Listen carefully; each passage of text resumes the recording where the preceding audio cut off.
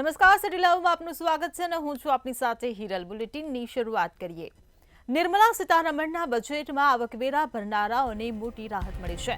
હવે નોકરી કરતા લોકો જો નવી કર વ્યવસ્થા પસંદ કરશે તો તેમને 12.75 લાખ સુધીની વાર્ષિક આવક પર કોઈ ટેક્સ ચૂકવવો પડશે નહીં। આ રાહત માત્ર નોકરિયાત લોકો માટે છે। બજેટમાં સરકારે 36 જીવન રક્ષક દવાઓ પરની કસ્ટમ ડ્યુટી દૂર કરી છે। આ ઉપરાંત લિથિયમ આયન બેટરી સ્ક્રેપ પરની ડ્યુટી દૂર કરવાની પણ જાહેરાત કરવામાં આવી છે। આનાથી જીવન રક્ષક દવાઓ અને બેટરી સસ્તી થશે। એ જ સમયે સરકારે ઇન્ટરેક્ટિવ ફ્લેટ પેનલ ડિસ્પ્લે પર ડ્યુટી 10%થી વધારીને 20% કરી છે, જેના કારણે એ મોંઘી બનશે।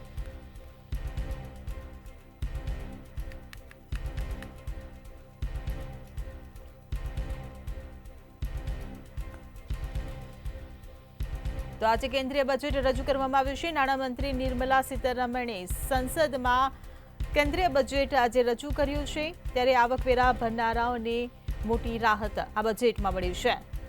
તો નોકરિયાતને 12 લાખ સુધી વાર્ષિક આવક પર ટેક્સ નહીં ભરવાનો રહે। સરકારે 36 જીવન રક્ષક દવાઓ પર ટેક્સ મુક્ત કર્યો છે। દેશના નાણામંત્રી નિર્મલા સીતારમણે આજે સતત 8મી વખત કેન્દ્ર સરકારનું બજેટ રજૂ કર્યું છે। જો કે આ બજેટની અંદર જોવા જઈએ તો ગરીબ અને મધ્યમ વર્ગને આવરી લેતી અનેક યોજનાઓનો સમાવેશ થાય છે, તો બીજી તરફ યુવાનોને લક્ષી અને કિસાનોને લક્ષી અઢળક યોજનાઓની જાહેરાત કરવામાં આવી હતી। નિર્મલા સીતારમણે જે જાહેરાત કરી તેમાં ખાસ કરીને મહત્વની બાબત જો જોવા જઈએ તો 12.75 લાખ સુધીની આવક સુધી જીરો રકમ ટેક્સ સ્વરૂપે ભરવાની રહેશે। એટલે આ નિર્ણયથી મધ્યમ વર્ગને સીધી રાહત પહોંચી છે।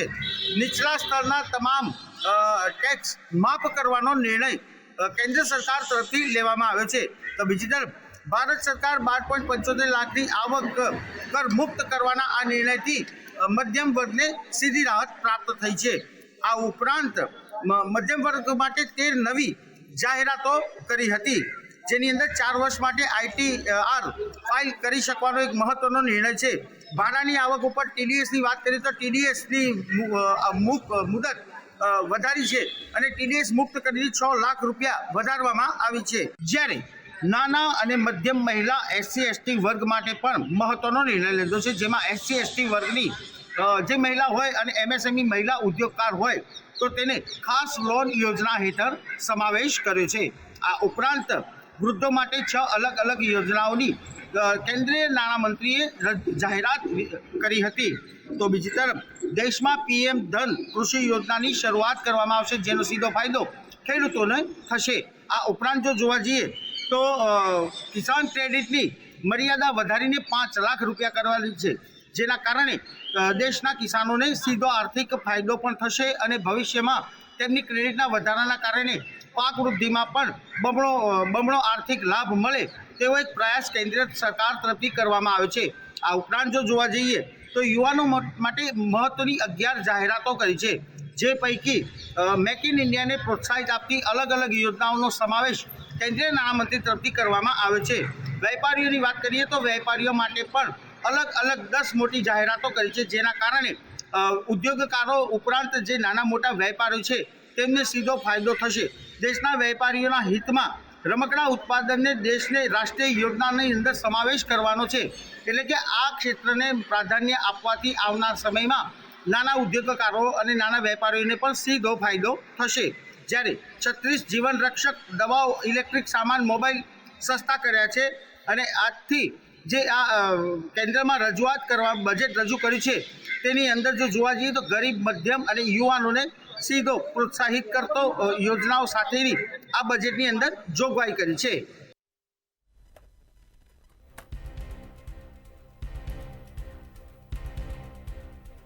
તો બજેટમાં આવકવેરા ભરનારાઓને મોટી રાહત મળી છે।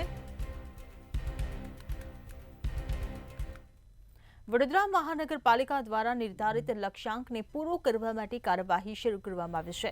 પાલિકા દ્વારા 19 વહીવટી વોર્ડમાં રહેણાંક અને કોમર્શિયલ મિલકત વેરાના બાકીદારોને ત્યાં સીલિંગની કામગીરી કરવામાં આવી રહી છે।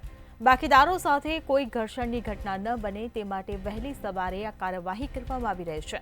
પાલિકાને રેલવે વિભાગ પાસેથી પાલિકાને રૂપિયા 10 કરોડ લેવાના નીકળે છે. તેની વસૂલાત માટેના પ્રયત્નો હાથ ધરવામાં આવતા પ્રાથમિક તબક્કે રૂપિયા 1.5 કરોડ ચૂકવી દેવામાં આવ્યા છે. અન્ય બાકીની રકમને ચૂકવવાની તૈયારી દર્શાવવામાં આવી છે. તો બાકી વેરા સામે સીલિંગની કાર્યવાહી હાથ ધરવામાં આવી છે.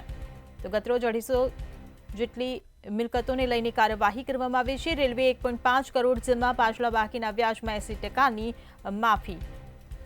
તો બાકી વેરા સામે સીલિંગની આ કાર્યવાહી હાથ ધરાઈ છે. વડોદરા મનપા દ્વારા નિર્ધારિત લક્ષ્યાંકને પૂરો કરવા આ કાર્યવાહી હાથ ધરાઈ. વડોદરા મહાનગરપાલિકાની સ્થાયી સમિતિમાં revenue assistant municipal commissioner Suresh તુવેર ને આકરા શબ્દોમાં ઝાટકની કાઢવામાં આવ્યા બાદ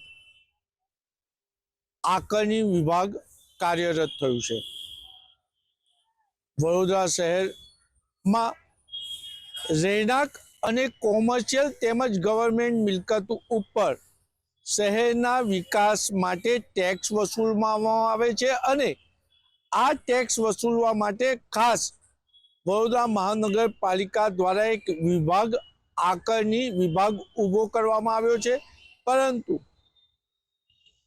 જ્યારથી આસિસ્ટન્ટ મ્યુનિસિપલ કમિશનર તરીકે સુરેશ તુવેરને જવાબદારી સોંપવામાં આવી છે ત્યારથી આકારણી વિભાગમાં ક્યાંક ને ક્યાંક સુક્ષુપ્તતા આવી ગઈ હોય તેમ સ્થાયી સમિતિના સભ્યોને લાગી રહ્યું છે. વડોદરા મહાનગરપાલિકા વિસ્તારમાં કરોડો રૂપિયાનો મિલકત વેરો વસૂલવાનો બાકી છે. એમાં જ સરકારી મિલકતોનો અંદાજ લગાવીએ તો આશરે 50 થી 60 કરોડ રૂપિયા જેવો થાય છે. એમાં માત્ર રેલવે વિભાગ પાસે જ 10 કરોડ રૂપિયા વસૂલવાના બાકી હતા. હાલ રેલવે વિભાગે 1.5 કરોડ રૂપિયા જમા કરાવી દીધા છે. ત્યારે સ્થાયી સમિતિના સભ્યોના આક્રોશનો ભોગ બન્યા બાદ આકારણી વિભાગે 250 મિલકત સીલ કરી છે અને એક સ્કીમ પણ લાવ્યા છે કે જેમના બાકી વેરામાં જે વ્યાજ ચડ્યું છે જો એ મિલકત વેરો ભરી દેશે તો વ્યાજમાં 80% માફી આપવામાં આવશે. એટલે જે લોકો મિલકત વેરો નથી ભર્યો અને જે મહાનગરપાલિકાની સમક્ષ દેવાદાર છે તેના ઉપર હવે આકારણી વિભાગ મહેરબાન થયું છે.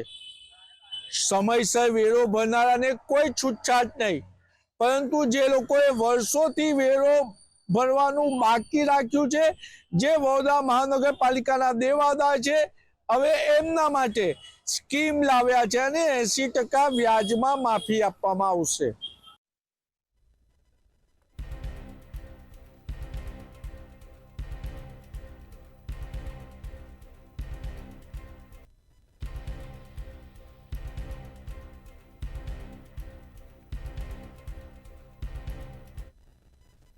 મહેસાણાના બાસણા મર્ચન્ટ કોલેજ કેમ્પસમાં આવેલી હોમિયોપેથિક કોલેજની વિદ્યાર્થિનીના આપઘાત પ્રકરણમાં નવો વળાંક આવ્યો છે. કોલેજના પ્રોફેસરોના કથિત માનસિક ત્રાસને કારણે વિદ્યાર્થિનીએ આત્મહત્યા કરી હતી. જે મામલે 5 પ્રોફેસરો સામે દુષ્પ્રેરણાની ફરિયાદ નોંધાઈ છે. મૃતક વિદ્યાર્થિનીના પિતા વકીલાતના વ્યવસાય સાથે જોડાયેલા હોવાથી મહેસાણા ડિસ્ટ્રિક્ટ બાર એસોસિએશને તેમને સમર્થન આપવાનો નિર્ણય કર્યો છે. તો આપઘાત પ્રકરણમાં નવો વળાંક આવ્યો છે. મહેસાણા હોમિયો કોલેજની વિદ્યાર્થિનીના આપઘાતનો મામલો જે સામે આવ્યો છે તેને લઈને આ સમાચાર મળી રહ્યા છે. હોમિયોપેથિક કોલેજની વિદ્યાર્થિનીના આપઘાત પ્રકરણમાં નવો વળાંક.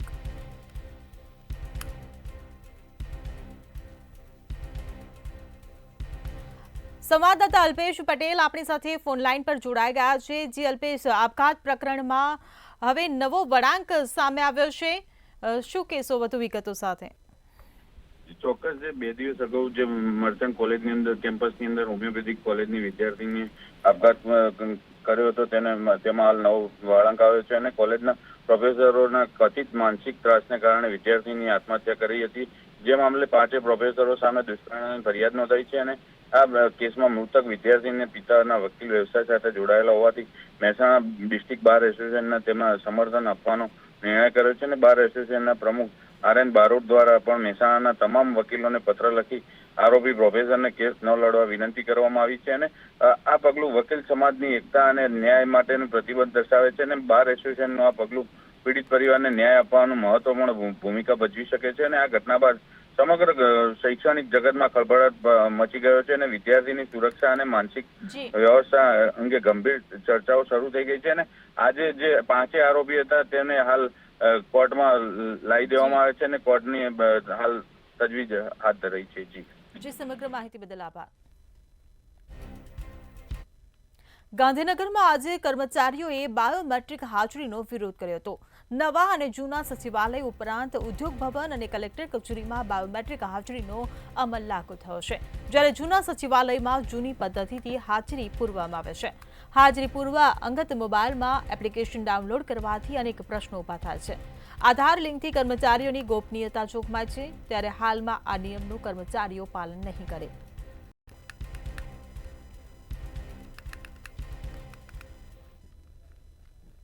ગુજરાત સરકારે ગઈ 27 જાન્યુઆરીએ ડિજિટલ બાયોમેટ્રિક હાજરી પૂરવાનો એક પરિપત્ર બહાર પાડ્યો હતો, જેનો ગુજરાત રાજ્ય કર્મચારી મહામંડળ તરફથી વિરોધ વ્યક્ત કરવામાં આવ્યો છે. એટલું જ નહીં, ગઈકાલે પણ તમામ કર્મચારીઓને અવગત કર્યા હતા કે ડાઉનલોડ જે આની ડિજિટલ હાજરી પૂરવાની જે એપ્લિકેશન છે તેને ડાઉનલોડ કરવી નહીં.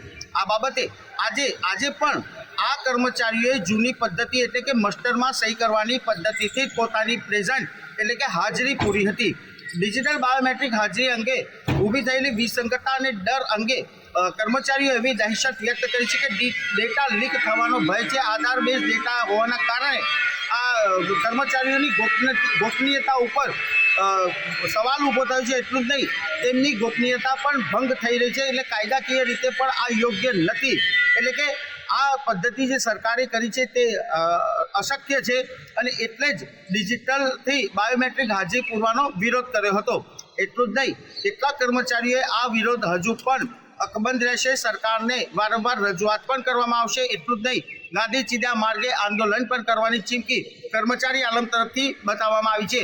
કર્મચારીઓની ગોપનીયતા અને વિશ્વસનીયતા જોખમાય નહીં તે માટે ડિજિટલ બાયોમેટ્રિક હાજરીનો કર્મચારીઓ તરફથી વિરોધ વ્યક્ત થઈ રહ્યો છે અને મોબાઈલની અંદર એપ ડાઉનલોડ કરવાના કારણે પણ અમુક ડેટા લીક થવાનો એક ભય કર્મચારીઓને સતાવી રહ્યો છે. જો કે હવે રાજ્ય સરકાર આ બાબતે શું નિર્ણય કરશે તે તરફ સૌની મીટ મંડાઈ છે.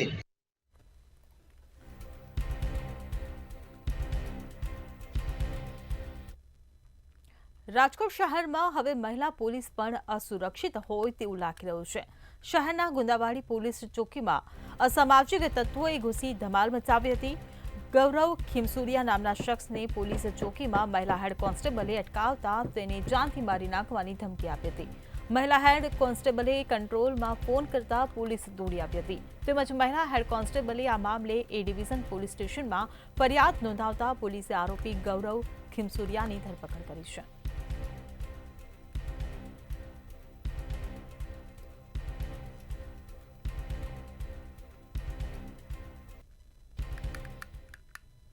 રાજકોટમાં વધુ એક ચોંકાવનારો કિસ્સો સામે આવ્યો છે. શહેરના ગુંદાવાડી પોલીસ ચોકીએ ગૌરવ ખીમસુરિયા નામનો શખ્સ છે તે ધસી આવ્યો હતો અને મહિલા કોન્સ્ટેબલને ધમકી આપી હતી. હું થોરાળાનો ડોન છું, બહાર નીકળીશ તો છરીના ઘા ઝીકી દઈશ, આ પ્રકારની ધમકી ક્યાંક આપવામાં આવી હતી. અને ત્યારબાદ હેડ કોન્સ્ટેબલ એટલે કે મહિલા હેડ કોન્સ્ટેબલ તોરલ જોશીએ જે પોલીસ કર્મીને બોલાવ્યા હતા અને ત્યારબાદ આ શખ્સની અટકાયત કરવામાં આવી હતી. અટકાયત દરમિયાન આ જે શખ્સ છે તેને પોલીસને પણ ધમકી આપી હતી કે હું તમને મૂકીશ નહીં, તમને છરીના ઘા ઝીકી દઈશ. એટલે ક્યાંક ને ક્યાંક લુકા તત્વોનો આતંક છે તે ખૂબ જ વધ્યો છે. જાણે પોલીસ અને કાયદાનો ડર ન હોય એ પ્રકારનું લુકા તત્વો સમગ્ર રાજકોટમાં અત્યારે પોતાની જે ધાક જમાવવાની કોશિશ કરી રહી છે. તેમાં રાજકોટના ગુંદાવાડી પોલીસ સ્ટેશનમાં આ જ પ્રકારની જે ઘટના છે તે સામે આવી છે. ત્યારે ચોક્કસથી ક્યાંક ને ક્યાંક હાલ કાયદો વ્યવસ્થા કથળતી હોય એ પ્રકારની સ્થિતિ સર્જાઈ છે. ત્યારે આ મામલે એ ડિવિઝન પોલીસ સ્ટેશને ફરિયાદ નોંધાઈ છે. જે હેડ કોન્સ્ટેબલ છે તોરલ જોશી તેમના દ્વારા આ જે ફરિયાદ છે તે નોંધવામાં આવી છે. આ પ્રકારની ઘટનાનું પુનરાવર્તન ન થાય તેને લઈને ક્યાંક ને ક્યાંક પોલીસ વારંવાર ક્યાંક પ્રયાસ તો કરી રહી છે, પણ આ પ્રયાસો છે તે નિષ્ફળ સાબિત થઈ રહ્યા છે.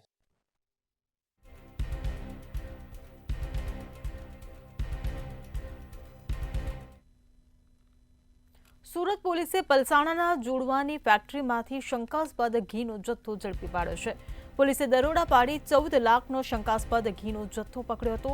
શિવશક્તિ ફૂડ ડેરીના ગોડાઉનમાંથી લેબલ માર્ક વગરનું ઘી જપ્ત કરવામાં આવ્યું હતું. પોલીસે એફએસએલ ટીમને સાથે રાખી તમામના સેમ્પલો લીધા હતા અને ડ્રગ્સ એન્ડ ફૂડ વિભાગમાં શંકાસ્પદ ઘીના સેમ્પલ મોકલવામાં આવ્યા હતા.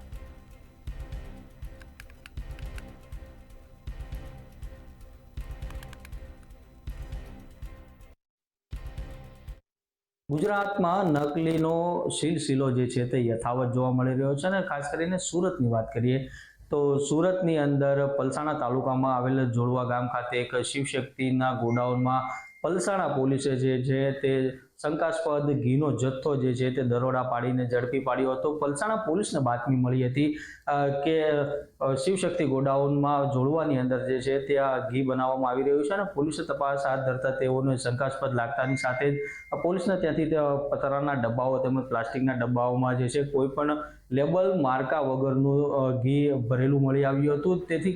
જેથી કરીને આજે પલસાણા પોલીસને શંકાસ્પદ લાગતા એફએસએલની ટીમને પણ બોલાવવાની ફરજ પડી હતી અને ત્યાં પલસાણા પોલીસે એફએસએલની ટીમ પાસે જે છે તે સેમ્પલો પણ લેવડાવ્યા હતા. તો બીજી તરફ કહી શકાય કે એફએસએલની ટીમના જે રિપોર્ટ આવ્યા બાદ જ ખરેખર માલુમ પડશે કે આ જે ઘી જે હતું તે ખાવા લાયક હતું કે નહીં. તો બીજી તરફ પલસાણા પોલીસે આજે તેમાં પતરાના ડબ્બા તેમજ ઘીના જથ્થા મળીને કુલ 16 લાખ જેટલો મુદ્દામાલ પોલીસ હાલ તો જપ્ત કર્યો છે.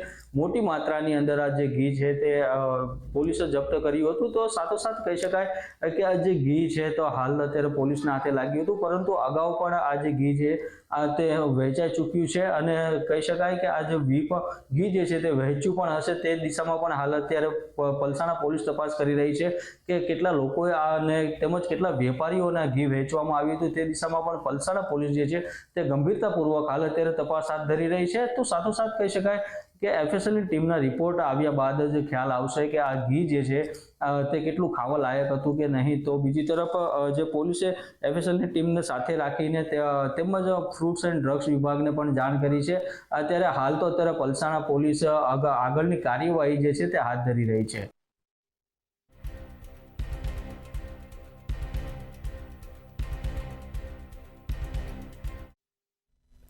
1 ફેબ્રુઆરીના રોજ ઔડાના 48માં સ્થાપના દિવસ નિમિત્તે એસપી રિંગ રોડને 6 લેન કરવાની જાહેરાત કરવામાં આવી છે. શહેરની ફરતે આવેલો હયાત રિંગ રોડ 4 લેનનો છે. પ્રથમ ફેઝમાં 37 કિલોમીટર અને જ્યારે બીજા ફેઝમાં 39 કિલોમીટર રોડની સર્વિસ રોડ સાથે પહોળો કરવામાં આવશે. 76 કિલોમીટર લાંબો રોડ હવે 6 લેન બનશે. ઔડા દ્વારા 1 વર્ષ અગાઉ 6 લેન રોડ કરવા માટેની ડિઝાઇન, ટ્રાફિક સર્વે દ્વારા જંકશન પર નવા ફ્લાયઓવર બનાવવા વગેરે અંગેની પ્રક્રિયા શરૂ કરવામાં આવી છે.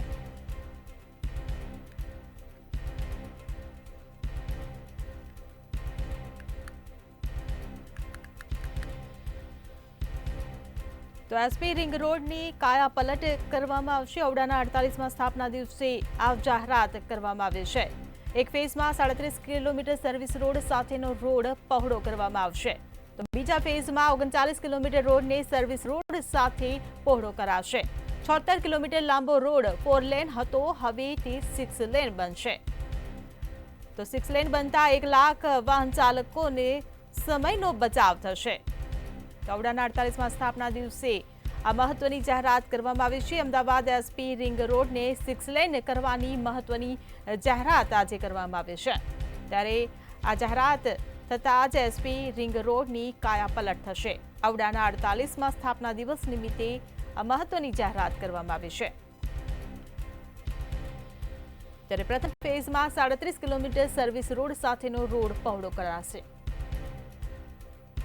પહેલી ફેબ્રુઆરીએ અનેક જે મહત્ત્વના દિવસો હોતા હોય છે ત્યારે તેમાંના મહત્ત્વના દિવસમાંનો એક દિવસ એવો છે કે ઓડાનો આજે 48મો સ્થાપના દિવસ છે અને જેને લઈને પોતાના સ્થાપના દિવસે ઓડાએ એક મહત્ત્વની જાહેરાત કરી છે અને તેની મહત્ત્વની જાહેરાત કરતાની સાથે જ ઓડા દ્વારા જાહેરાત કરવામાં આવી છે કે શહેરમાં જે નવો રિંગ રોડ છે તે બનાવવામાં આવશે, 6 લેન જે રિંગ રોડ છે તે બનાવવામાં આવશે, જેમાં 848 કરોડ રૂપિયાના ખર્ચે આ 6 લેન છે તે બનાવવામાં આવશે। ત્યારે અત્યારે જે 4 લેન હાઈવે છે તેના બંને બાજુનો જે સર્વિસ રોડ છે તેનું કામકાજ કરીને જે 3 લેનના જે હાઈવે છે તે બનાવવામાં આવશે। એટલે કે 6 લેન હાઈવે ઉપર અનેક જગ્યાઓ 6 જેટલા સ્પોટ એવા નક્કી કરવામાં આવ્યા છે કે જ્યાં ફૂટ ઓવરબ્રિજ પણ બનાવવામાં આવશે। તેની સાથે સાથે જે રિવર ઓવરબ્રિજ છે 2 જેટલા તે પણ બનાવવામાં આવશે। એટલે કે આગામી થોડા સમયમાં જે ઓડા દ્વારા આ જે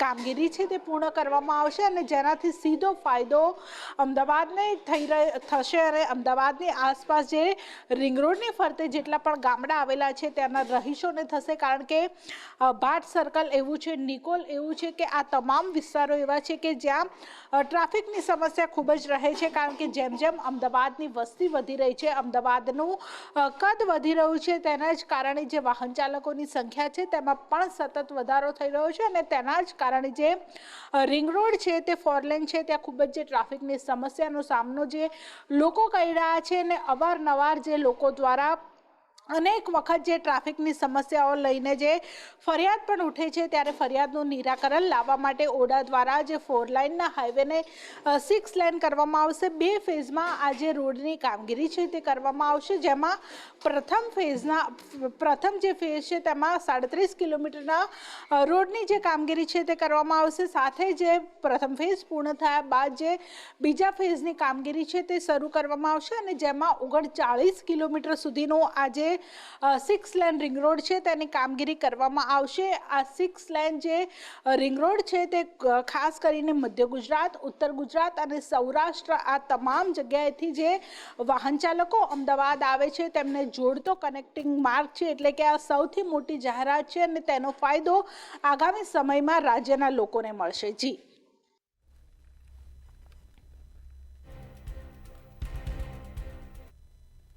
જામનગરના હાલાર પંથકમાં વીજ ચેકિંગની કામગીરી શરૂ કરવામાં આવી છે। છેલ્લા 5 દિવસથી પંથકમાં વીજ તપાસ ચાલી રહી છે। 5 દિવસમાં ચેકિંગ દરમિયાન જામનગર તેમજ દ્વારકામાંથી 3.11 કરોડની વીજ ચોરી ઝડપાઈ છે। વીજ તંત્ર દ્વારા ગેરકાયદેસર 93 વીજ જોડાણ ઝડપી પાડવામાં આવ્યા છે।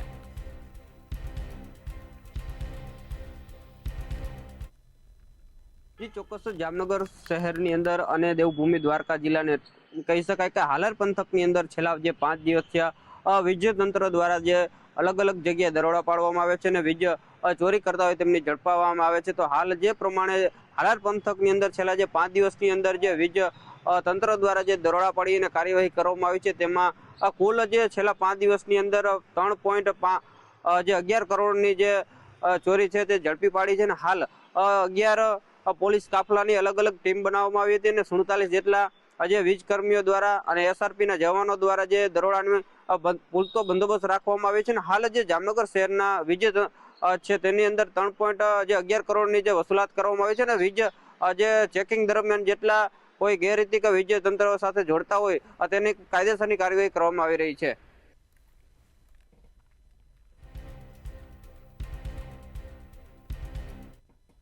ભાવનગર શહેરમાં એકાએક તાપમાનનો પારો ગગડ્યો છે ત્યારે શિયાળાની કડકડતી ઠંડીએ પોતાનું જોર બતાવ્યું છે। શહેરમાં લઘુત્તમ તાપમાન 1.3 ડિગ્રી જેટલું ઘટીને 15.7 ડિગ્રી સેલ્સિયસ નોંધાયું છે, જ્યારે હવામાં ભેજનું પ્રમાણ 73% સુધી પહોંચ્યું છે। શિયાળાની સિઝનમાં આ પ્રથમ વખત તાપમાનમાં આટલો મોટો ઘટાડો નોંધાયો છે। વહેલી સવારથી જ શહેરમાં ગુલાબી ઠંડીનો અહેસાસ થઈ રહ્યો છે। ઠંડીના કારણે લોકો ગરમ વસ્ત્રોમાં સજ્જ થઈને ઘરની બહાર નીકળી રહ્યા છે। હવામાન વિભાગના જણાવ્યા અનુસાર આગામી દિવસોમાં પણ ઠંડીનું જોર યથાવત રહેવાની શક્યતા છે। જે ચોક્કસ ભાવનગર શહેર અને જિલ્લામાં વાતાવરણમાં જે રીતના પલટો આવ્યો છે છેલ્લા 2 દિવસથી વાતાવરણમાં જે 1.5 ડિગ્રી જેટલું તાપમાન છે લઘુત્તમ તે ગગડ્યું છે અને 15.7 ડિગ્રી તાપમાન છે। તેની સાથે જ ભાવનગર શહેર જિલ્લાની અંદર ઠંડીનું પ્રમાણ છે તે વધ્યું છે અને ગુલાબી ઠંડીની અહેસાસ ભાવનગરમાં થઈ રહ્યો છે. છેલ્લા 4-5 દિવસથી જે રીતના ભાવનગર શહેર જિલ્લાનું તાપમાન છે તેનું લઘુત્તમ તાપમાન ઉચકાયું હતું અને લઘુત્તમ તાપમાન ઉચકાવાની સાથે તાપમાન 17 ડિગ્રી આસપાસ રહેતું હતું. તેમજ બપોરના સમયે પણ ગરમીનો અહેસાસ થવા પામ્યો હતો.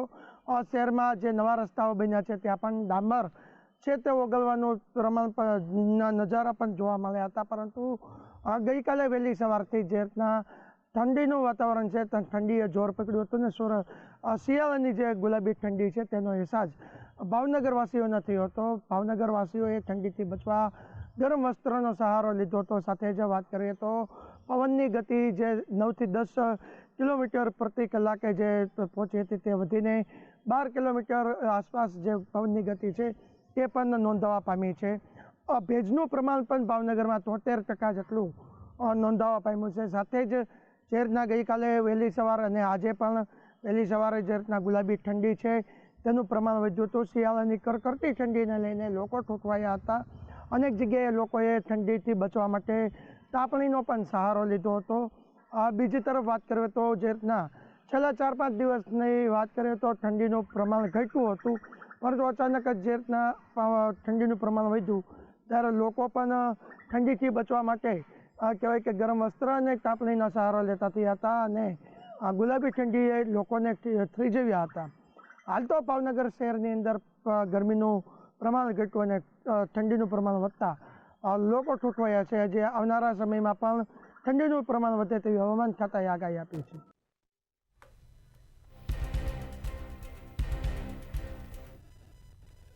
જૂનાગઢ સહિત સોરઠ પંથકમાં હાલ વહેલી સવારે ઠંડી, બપોરના સમયે ઉનાળા જેવી ગરમી પડતા છેલ્લા ઘણા દિવસથી મિશ્ર ઋતુનો અનુભવ લોકો કરી રહ્યા છે, જેને કારણે શરદી, ઉધરસ જેવા વાયરલ ફ્લૂના કેસમાં વધારો જોવા મળી રહ્યો છે.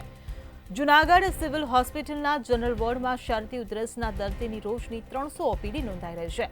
હાલ જૂનાગઢમાં વહેલી સવાર અને મોડી રાત્રે ઠંડી તેમજ બપોરના સમયે ઉનાળા જેવી આકરી ગરમી પડી રહી છે.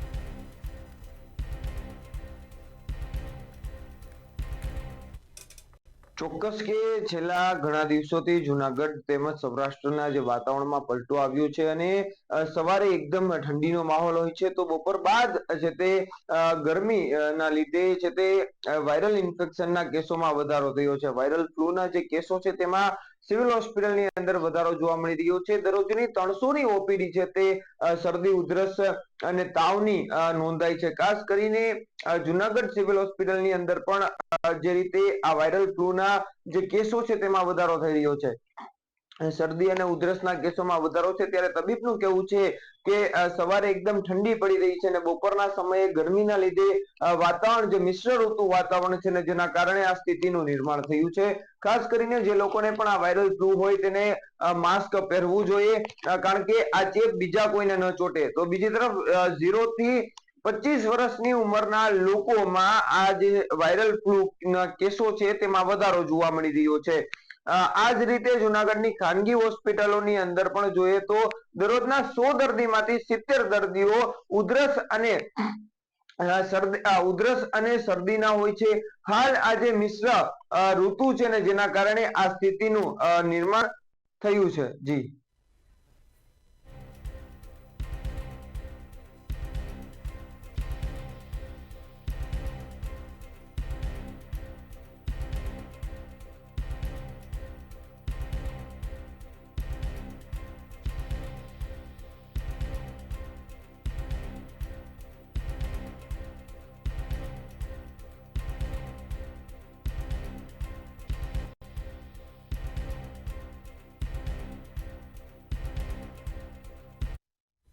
રાજ્યના 64 આઈએએસ અધિકારીઓની બદલીને પ્રમોશનના સમાચાર સામે આવી રહ્યા છે. 64 આઈએએસ અધિકારીઓની બદલી અને 4ને પ્રમોશન આપવામાં આવ્યું છે. તો અમદાવાદ મ્યુનિસિપલ કમિશનર બદલાયા છે. આ સાથે જ એમસીના નવા કમિશનર બંછાનિધિ પાની, ત્યારે અમદાવાદ કલેક્ટર જીઆઈડીસીના એમડી બન્યા. સંવાદદાતા ઉજ્જવલ વ્યાસ આપણી સાથે ફોન લાઈન પર જોડાઈ ગયા છે. જી ઉજ્જવલ, 64 આઈએએસ અધિકારીઓની બદલી કરવામાં આવી છે, 4ને પ્રમોશન આપવામાં આવ્યું છે. વધુ શું વિગતો? જે બિલકુલ આજે કેન્દ્ર સરકારનું જ્યારે બજેટ રજૂ થઈ ચૂક્યું છે ત્યારે ધરાધર ગુજરાત સરકારે આઈએએસ અધિકારીઓની જે બદલી બઢતીનો મામલો હતો તેને પણ ક્લિયર કરી દીધો છે. અત્યારે તબક્કાવાર જો જોવા જઈએ તો 4 આઈએએસ અધિકારીઓને બઢતી સાથે બદલી કરવામાં આવી છે, જેમાં વિનોદ રાવ, પી થેનારસન, અનુપમ આનંદ અને મિલિંદ તોરવણેનો સમાવેશ થાય છે, જેમને પ્રમોશન આપવામાં આવે છે. તો કેટલીક જગ્યાએ કેટલાક જિલ્લાના કલેક્ટરો અને મહાનગરના મ્યુનિસિપલ કમિશનરોની બદલી કરવામાં આવી છે. વાત કરીએ અમદાવાદની, તો અમદાવાદના કમિશનર તરીકે બચ્છાનિધિ પાનીનો નિમણૂક કરવામાં આવી છે, જ્યારે અમદાવાદના કલેક્ટર તરીકે ભાવનગરના કમિશનર સુજીત કુમારને અમદાવાદના કલેક્ટર તરીકે નિમણૂક આપવામાં આવી છે, જ્યારે ડેપ્યુટી મ્યુનિસિપલ કમિશનર તરીકે ગ્રામ વિકાસ એડિશનલ કમિશનર વિશાલ ગુપ્તાને અમદાવાદના ડેપ્યુટી મ્યુનિસિપલ કમિશનર તરીકેની નિમણૂક આપવામાં આવી છે. આ ઉપરાંત કેટલાક જિલ્લાઓના commissioner, collector, RAC, deputy municipal commissioner, DDO અને જોઈન્ટ એમડી કક્ષાના જે આઈએએસ અધિકારીઓ હતા તેમને અલગ અલગ જગ્યાએ નિમણૂક આપવામાં આવી છે. અલગ અલગ વિભાગોમાં પણ કેટલાકની બદલી કરવામાં આવી છે અને નવી જવાબદારી પણ સોંપવામાં આવી છે. આમ જોવા જઈએ તો કુલ 68 આઈએએસ અધિકારીઓને બઢતી અને બદલી કરવામાં આવી છે અને આ બાબતે સામાન્ય વહીવટ વિભાગ તરફથી ક્રમશઃ જે આદેશો કરવામાં આવે છે તે કરી દેવામાં આવ્યા છે. જી ઉજ્જવલ, સમગ્ર માહિતી બદલ આભાર. સિટી લાઈવમાં હાલ બસ આટલું. સમાચારોની અપડેટ માટે જોતા રહો મંતવ્ય ન્યૂઝ. નમસ્કાર.